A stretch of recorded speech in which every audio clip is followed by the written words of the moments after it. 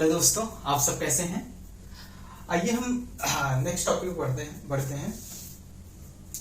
हम लोग induction motor में ये पढ़ रहे थे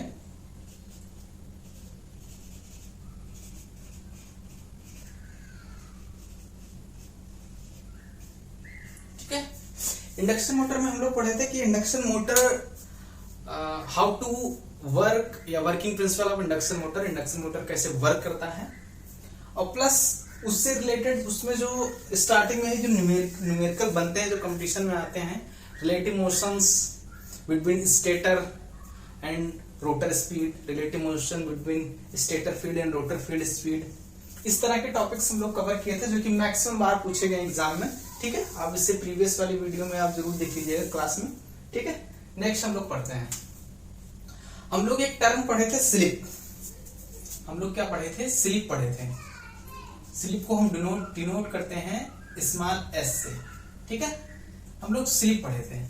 स्लिप में क्या होता है कि जो रोटेटिंग मैग्नेटिक फील्ड जनरेट होती है इंडक्शन मोटर के स्टेटर फील्ड वाइंडिंग में, जो रोटेटिंग मैग्नेटिक फील्ड जनरेट होती है जब हम उसको 3 फेज सप्लाई देते हैं, क्योंकि 3 फेज सप्लाई है इसीलिए उसकी जो स्पीड होती है सिंक्रोनस स्पीड वो ns होती है। जो वहां पे जनरेट होती है वो ns होती है, रोटेटिंग मैग्नेटिक फील्ड, ये रोटेटिंग टाइप होती है। ठीक है, अब ये हो गई stator field speed, stator field speed हो गया। ठीक है, फिर हम लोग पढ़े थे रोटर की स्पीड, nr से डिनोट करते हैं, ये रोटर स्पीड हो गया, रोटर स्पीड हो गया। ठीक है, अब क्या है कि स्टेटर फील्ड सिंक्रोनस स्पीड से घूमती है। जो रोटेटिंग मैग्नेटिक टाइप की जो फील्ड जनरेट हुई है 3 फेज सप्लाई देने से, वो सिंक्रोनस स्पीड से घूमती है, इसीलिए एस डिनोट फॉर सिंक्रोनस। ठीक है, अब ये जो स्पीड है इसके जस्ट पीछे हमारा एनआर घूमता है। एनआर मतलब रोटर की स्पीड, सिंक्रोनस स्पीड से वो घूम रहा है, उसका रोटर में जो मैग्नेटिक फ्लक्स है वो, और उसी के पीछे हमारा रोटर घूम रहा है। ठीक है, उनके बीच गैप रहता है। ठीक है, उनके बीच गैप रहता है, वो जो गैप है वही है हमारा स्लिप। इसलिए एस इक्वल टू जो फार्मूला निकलता है ns minus nr divided by ns। ठीक है, ये फार्मूला निकल के आया था हमारा। ठीक है, अब अगर हमको कंपटीशन में कभी पूछता है कि किसी मोटर की, किसी इंडक्शन मोटर की सिंक्रोनस स्पीड इतना है और उसके रोटर की स्पीड इतना है, तो परसेंटेज स्लिप निकालने के लिए पूछता है या स्लिप निकालने के लिए पूछेगा। स्लिप निकालना है सिंपल से इस फार्मूले में हम पुट कर देंगे और आंसर आ जाएगा। कभी कभी सिंपल सा एक नंबर का इसी फार्मूले पे दे देता है और आता है इस तरह के क्वेश्चन, या परसेंटेज स्लिप दे देगा। परसेंटेज स्लिप अगर पूछता है, परसेंटेज स्लिप अगर पूछता है तो क्या करना है, सिंपल सा इसी फार्मूले में पुट करना है। परसेंटेज स्लिप बोला है तो इंटू 100 कर देंगे। ठीक है, परसेंटेज स्लिप हमारा निकल जाएगा। ठीक है, अब देखो इस तरह से स्लिप निकल गया हमारा। और जो ये सिंक्रोनस स्पीड है, जो किसी स्टेटर के जो फील्ड वाइंडिंग है उसमें जो स्पीड जनरेट हुई है जब हम 3 फेज सप्लाई दिए हैं, इसकी स्पीड का फार्मूला एक निकलता है। वो फार्मूला रहता है synchronous speed ns equal to, ये डिपेंड करता है 120 degree into frequency f for frequency into p means pole. किसी इंडक्शन मोटर का जो सिंक्रोनस स्पीड है वो डिपेंड करेगा किस पे? एक तो फ्रीक्वेंसी पे डिपेंड करेगा, दूसरा पोल पे डिपेंड करेगा। ठीक है, इंडिया में, हमारे यहाँ इंडिया में जो फ्रीक्वेंसी यूज होती है, इंडिया में जो फ्रीक्वेंसी यूज होती है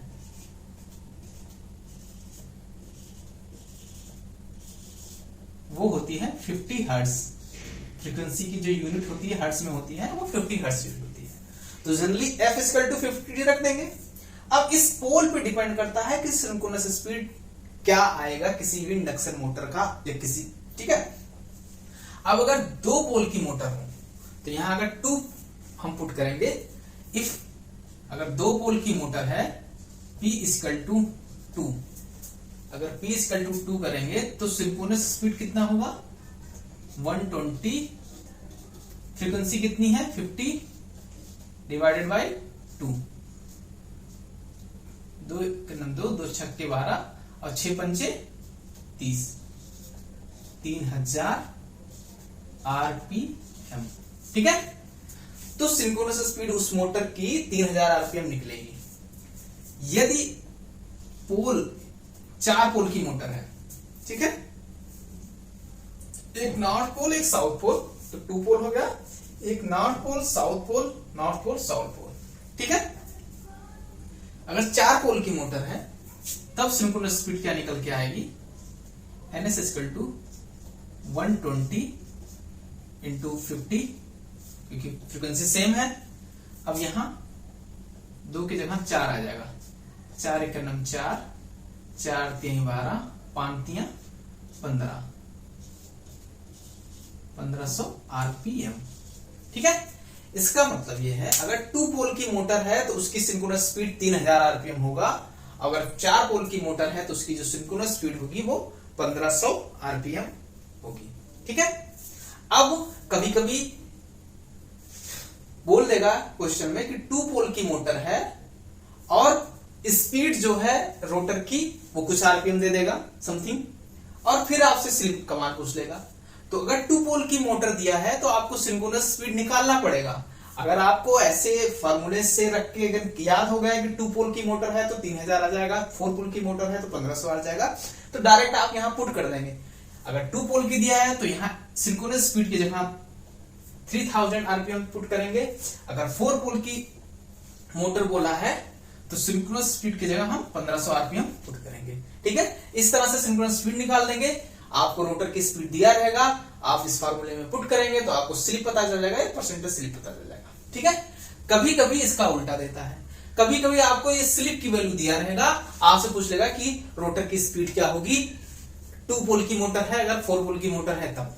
तो सिंपल सा आप क्या करेंगे, इस फार्मूले में आप NS निकालेंगे, 2 पोल की मोटर है तो 3000 आरपीएम रखेंगे, अगर 4 पोल की मोटर का है तो 1500 आरपीएम पुट करेंगे इस वाले फार्मूले में, और यहां से स्लिप की जगह आप यहां डाल देंगे। यहां जो फार्मूला बनेगा इसको ऐसे लिख सकते हैं, अगर NR हमको निकालना है तो ये SNS, अगर हमको यहां से NR निकालना है रोटर की स्पीड, तो ये इधर चला जाएगा और ये क्या होगा SNS, ये NS जाएगा इधर,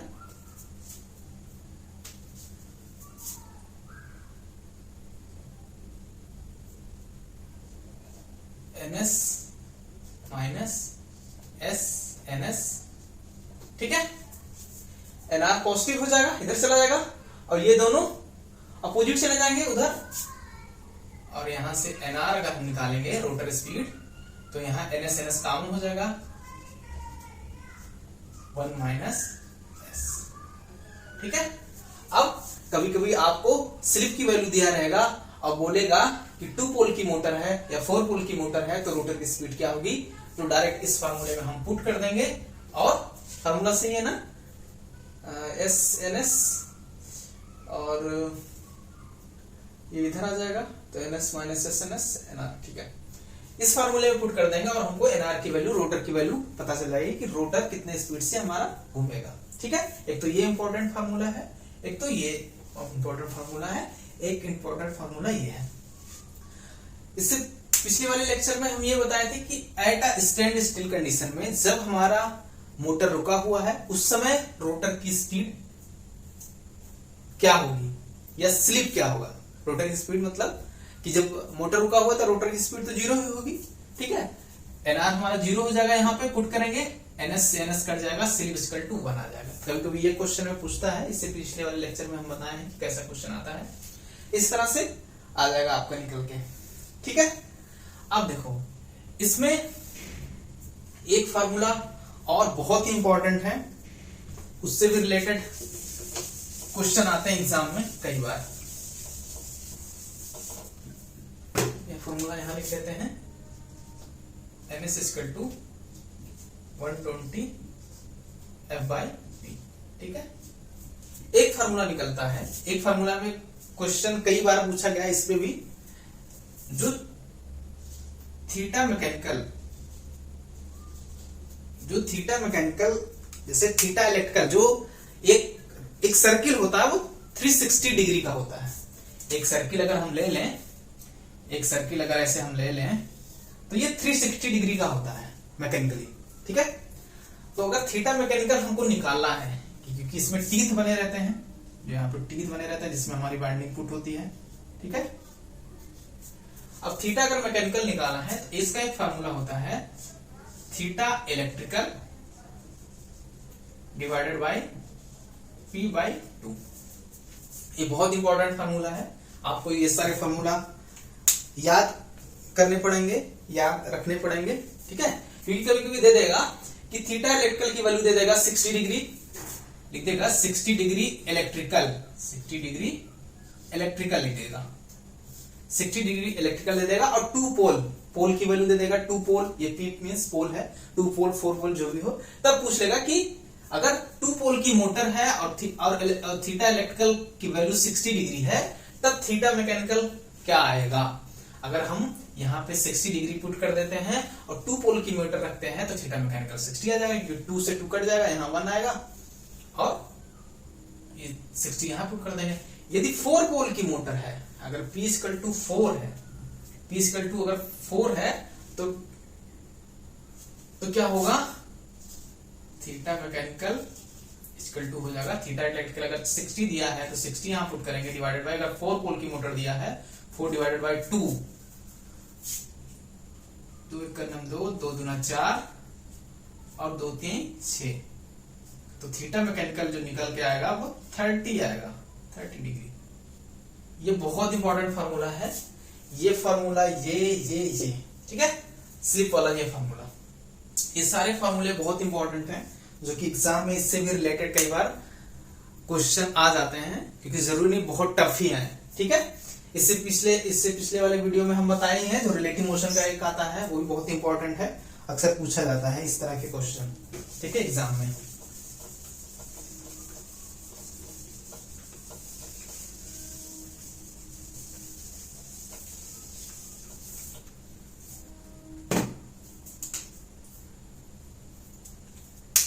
आप लोग इसको नोट डाउन कर लीजिए, फिर हम आगे कुछ बताते हैं। और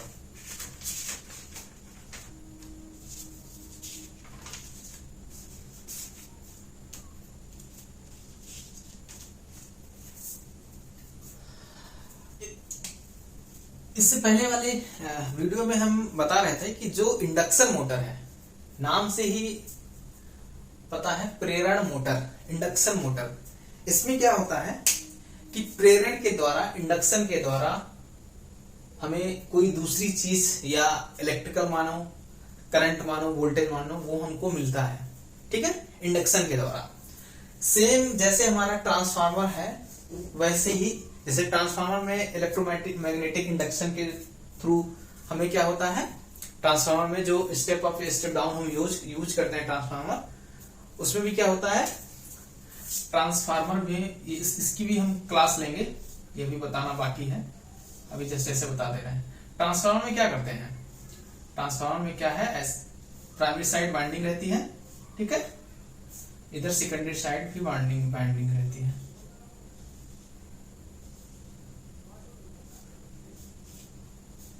ठीक है, ये प्राइमरी हो गया,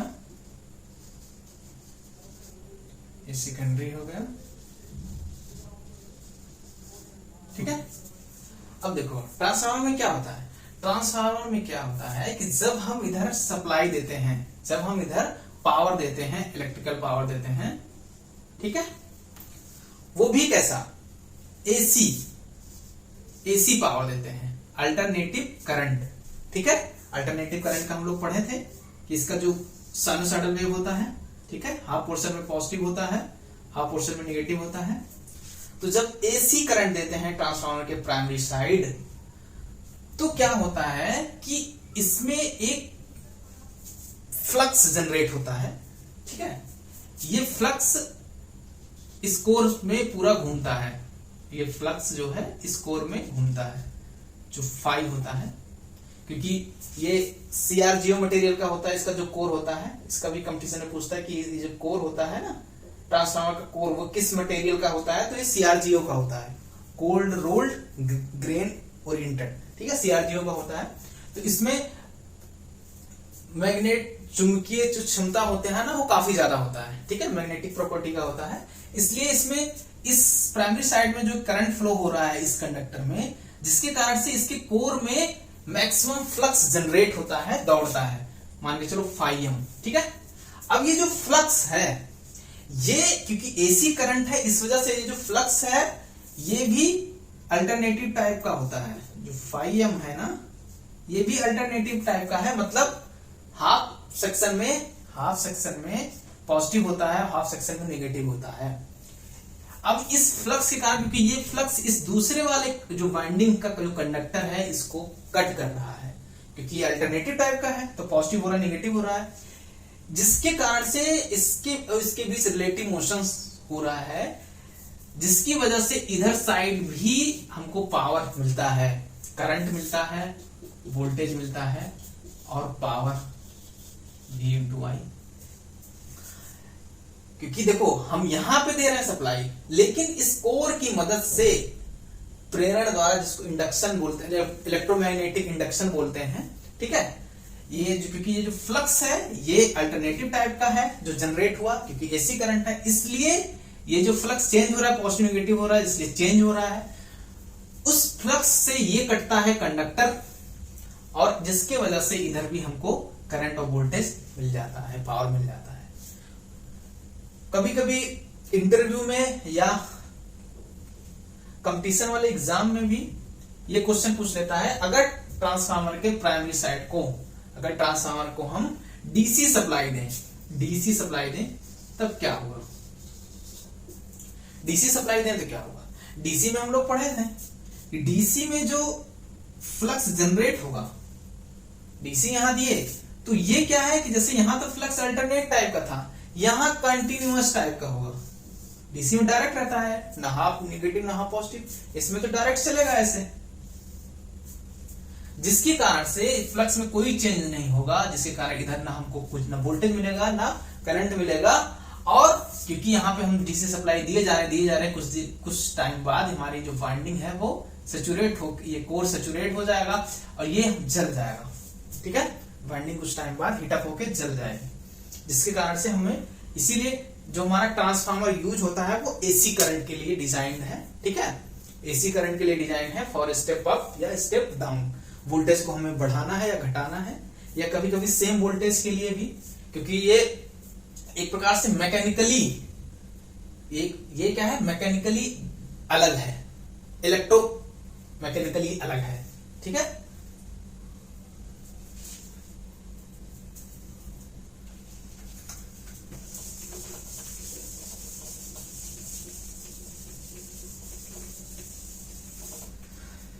तो ट्रांसफार्मर में हम लोग देखे थे कि ट्रांसफार्मर में क्या है, एक प्राइमरी साइड था, एक सेकेंडरी साइड था, फ्रीक्वेंसी क्या था, प्राइमरी साइड 50 हर्ट्ज की थी और सेकेंडरी साइड भी हमको 50 हर्ट्ज की मिल रही थी, ठीक है। प्लस ट्रांसफार्मर में प्राइमरी साइड हम लोग देखे थे, प्राइमरी साइड क्या था, फिक्स था, जैसे ट्रांसफार्मर को हम देखते हैं, ट्रांसफार्मर तो पूरा फिक्स ही रहता है, तो हम ये मान सकते हैं कि ट्रांसफार्मर का जो प्राइमरी सिरा है वो भी फिक्स है और ट्रांसफार्मर का जो सेकेंडरी सिरा है वो भी फिक्स ही है, ठीक है। सेम हमारा होता है इंडक्शन मोटर, ट्रांसफार्मर की तरह ही, क्योंकि ये भी इलेक्ट्रोमैग्नेटिक उस पर काम कर रहा है प्रिंसिपल पे। इसमें भी हम इसके पीछे वाले लेक्चर में देखे थे कि हम 3 फेज सप्लाई दिए थे मोटर के फील्ड वाइंडिंग में, स्टेटर के फील्ड वाइंडिंग में, जिसके कारण रोटेटिंग मैग्नेटिक फील्ड जनरेट हुआ स्टेटर में, जो कि कंडक्टर को कट किया, कंडक्टर को क्या किया, कट किया, कंडक्टर को कट किया रोटर के एयर गैप को पार करते हुए, जिसके कारण से रोटर में हमें EMF जनरेट हुआ, क्योंकि रोटर को हम दोनों तरफ से शॉर्ट कर दिए थे कॉपर रिंग की मदद से, और फिर उसमें करंट जनरेट हुआ। और जैसे ही किसी कंडक्टर को जिसमें करंट फ्लो हो रहा हो किसी हम मैग्नेटिक फील्ड में रखते हैं तो सेम उसमें F equal to IBL sin theta, उसमें एक फोर्स लगेगा जिसके कारण से हमारा रोटर मूव होने लगता है। ठीक है, अब देखो इंडक्शन मोटर में क्या होता है कि प्राइमरी जो, जैसे ट्रांसफार्मर में प्राइमरी सिरा होता है, सेकेंडरी सिरा होता है, तो इंडक्शन मोटर में प्राइमरी सिरा हमारा स्टेटर है, सेकेंडरी जो सिरा है वो हमारा रोटर है। ट्रांसफार्मर में क्या होता है कि प्राइमरी सिरा सेकेंडरी सिरा दोनों हमारा फिक्स रहता है, लेकिन इंडक्शन मोटर में प्राइमरी सिरा हमारा फिक्स रहता है, स्टेटर हमारा फिक्स रहता है, लेकिन रोटर हमारा रोटेट करता है। ठीक है, प्लस ट्रांसफार्मर में क्या होता है कि जो हमारा फ्रीक्वेंसी है वो प्राइमरी साइड सेकेंडरी साइड दोनों तरफ सेम रहती है, लेकिन इंडक्शन मोटर में जो हमारी फ्रीक्वेंसी होती है वो चेंज होती है रोटर साइड। इंडक्शन मोटर में प्राइमरी साइड तो स्टेटर में फ्रीक्वेंसी सेम होगी, लेकिन रोटर की जो फ्रीक्वेंसी होती है वो चेंज होती है। कैसे होती है आइए देखते हैं।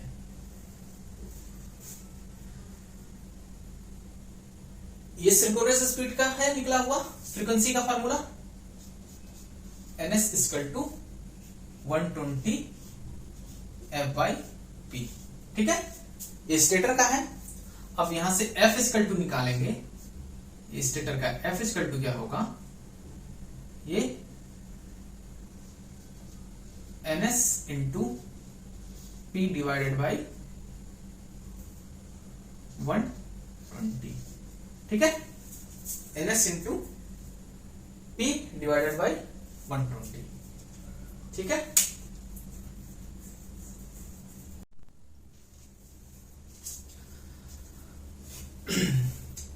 इंडक्शन मोटर में क्या है कि ट्रांसफार्मर में क्या होता है कि प्राइमरी साइड सेकेंडरी साइड दोनों तरफ की फ्रीक्वेंसी सेम होती है 50 हर्ट्ज, लेकिन इंडक्शन मोटर में प्राइमरी साइड फ्रीक्वेंसी 50 हर्ट्ज होती है, लेकिन सेकेंडरी साइड जो रोटर साइड है वो फ्रीक्वेंसी चेंज होती है।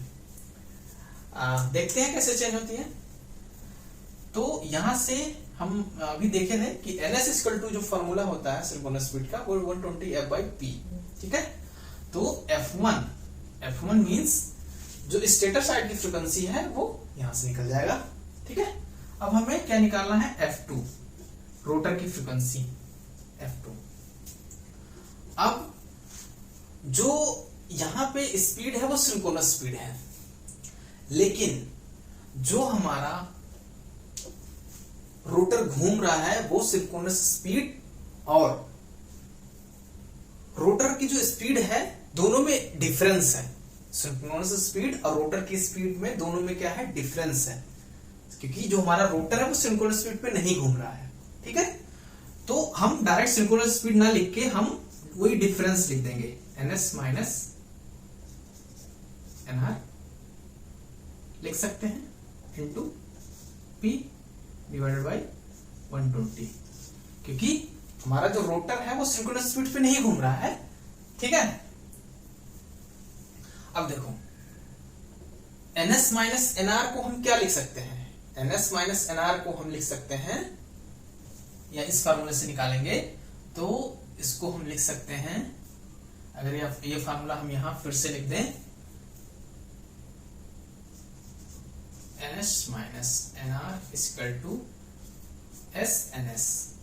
ठीक है, NS माइनस NR की जगह हम SNS पुट कर सकते हैं, तो F2 इक्वल टू होगा SNS into P divided by 120। ठीक है, अब देखो क्या हम इसकी जगह पे ये पुट कर सकते हैं F1, क्या हम इसकी जगह पे F1 पुट कर सकते हैं, yes, NS into P divided by 120, इसकी जगह पे हम F1 पुट कर सकते हैं।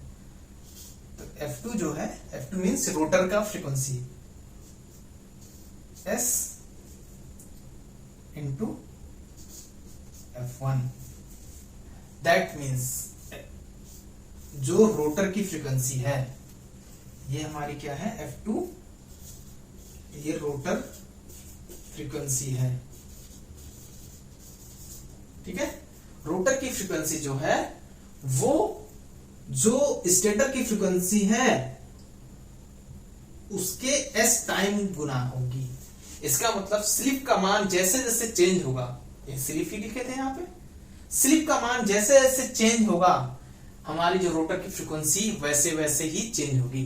कभी कभी डायरेक्ट ये भी बहुत इंपॉर्टेंट फार्मूला है कि रोटर की फ्रीक्वेंसी, इसको F2 या FR बोल सकते हैं, इक्वल टू होता है स्लिप इनटू स्टेटर की फ्रीक्वेंसी, F1 मान ले या F मान ले, ठीक है।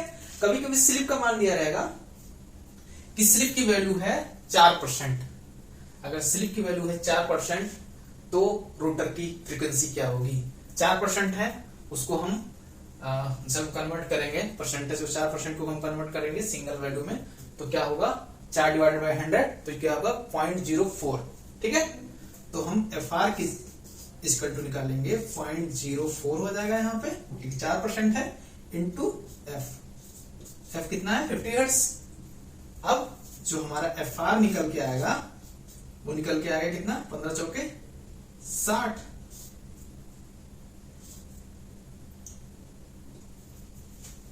दो के बाद 0, ठीक है, 15 चौके 60, एक 0 यहां लग गया, 2 के बाद 0 लगा है, तो रोटर की जो फ्रीक्वेंसी निकल के आई, रोटर की फ्रीक्वेंसी वो निकली 6 हर्ट्ज। स्टेटर की फ्रीक्वेंसी जो हमारी थी वो 50 हर्ट्ज थी, लेकिन रोटर की फ्रीक्वेंसी निकली 6 हर्ट्ज। तो इस तरह के भी क्वेश्चन पूछते हैं, एग्जाम में आते हैं। ये बहुत इंपॉर्टेंट फार्मूला थे, यहां से लेके यहां तक आप इसको नोट डाउन कर लीजिए, ये भी सारे फार्मूला, ये सारे फार्मूला, और इससे रिलेटेड हम अभी इसके अंदर और डीपली हम लोग इन करेंगे, ठीक है। आप लोग इसको नोट डाउन कर लीजिए, फिर हम और आगे बताते हैं।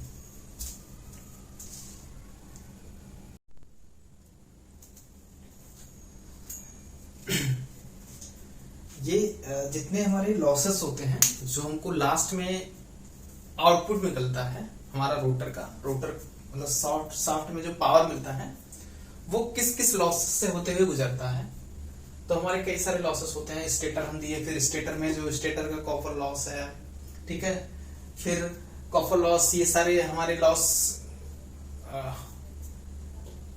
घटते हुए फिर जाते हैं रोटर के इनपुट पे, फिर रोटर में भी कई सारे लॉस हैं, रोटर कॉपर लॉस है, फ्रिक्शन लॉस है, कई सारे लॉस हैं, फिर लास्ट में हमारे शाफ्ट पे वो पहुंचता है, ठीक है।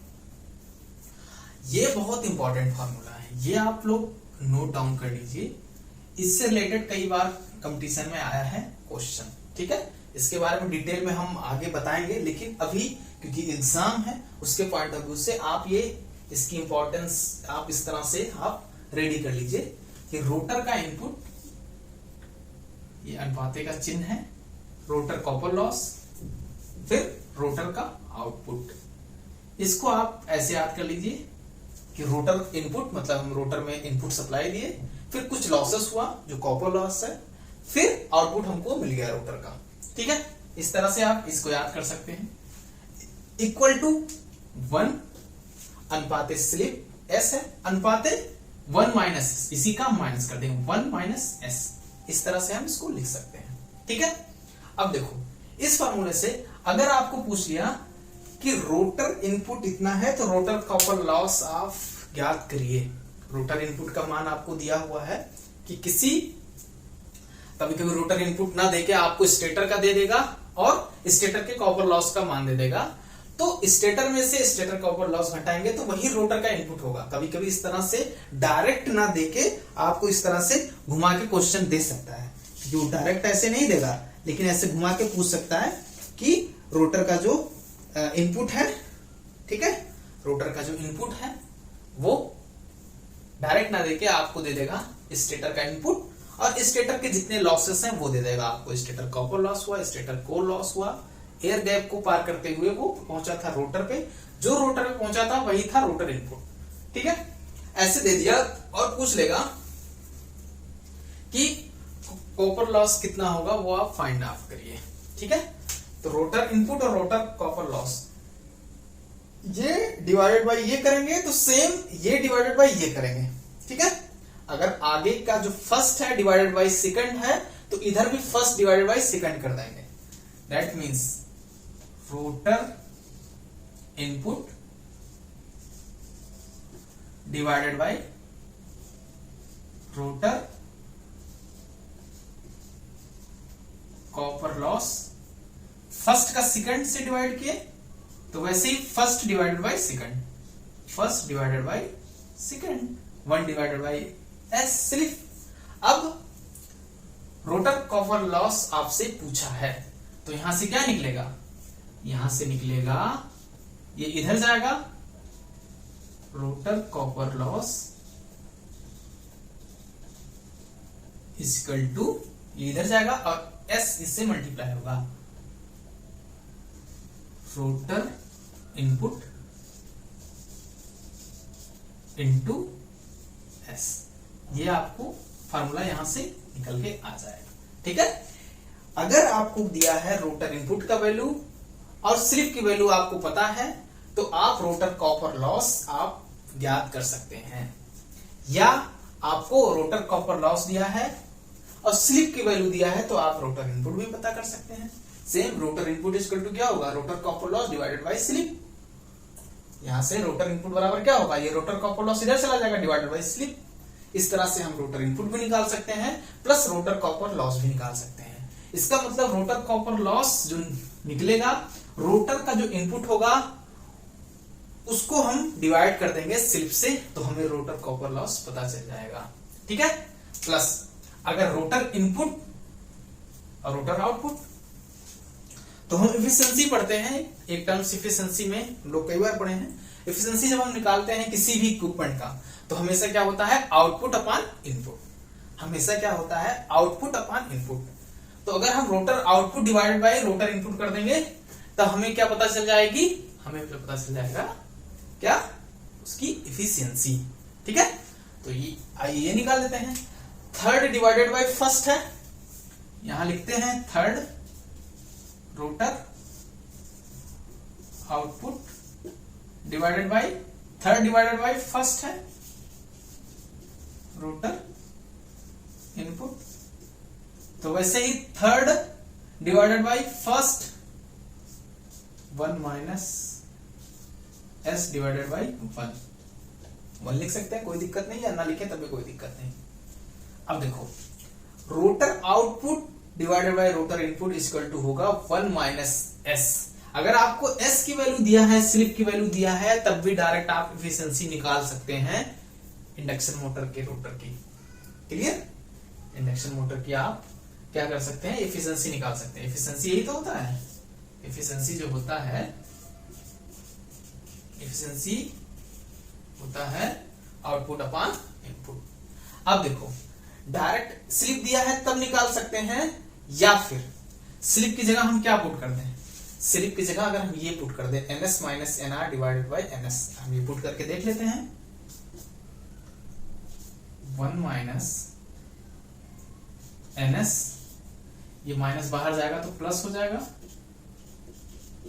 nr डिवाइडेड बाय ns, ऐसा लिख सकते हैं। इसको और सॉल्व कर लेते हैं, ये ns इधर चला जाएगा minus ns plus nr divided by ns होगा। एक ns से एक ns कैंसिल आउट हो जाएगा, जो यहां बचेगा nr डिवाइडेड बाय ns।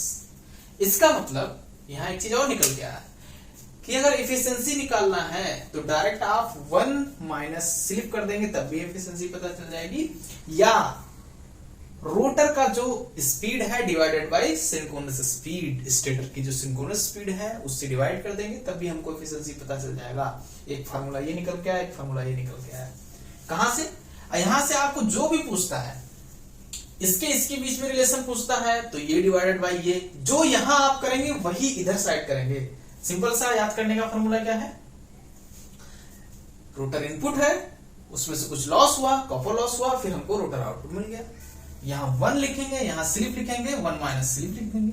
इस तरह से करके, ये बहुत इंपॉर्टेंट फॉर्मूला है, इससे भी बहुत बार क्वेश्चन पूछा है। अक्सर तो यही पूछता है, कॉपर लॉस इनपुट दिया रहता है, ये दिया रहता है, कभी कभी इस तरह से पूछ लेता है। ठीक है, आपको स्पीड दिया रहेगा, रोटर स्पीड, सिंक्रोनस स्पीड, पूछ लेगा कि एफिशिएंसी, हम सोचेंगे एफिशिएंसी यार यहाँ तो कुछ ऐसा आउटपुट और रोटर का इनपुट हमको कुछ दिया नहीं है, तो डायरेक्ट हम रोटर के स्पीड को डिवाइड करेंगे सिंक्रोनस स्पीड से और हमें मिल जाएगा रोटर की एफिशिएंसी। ठीक है, आप लोग इसको नोट डाउन कर लीजिए, फिर कुछ और बताएंगे।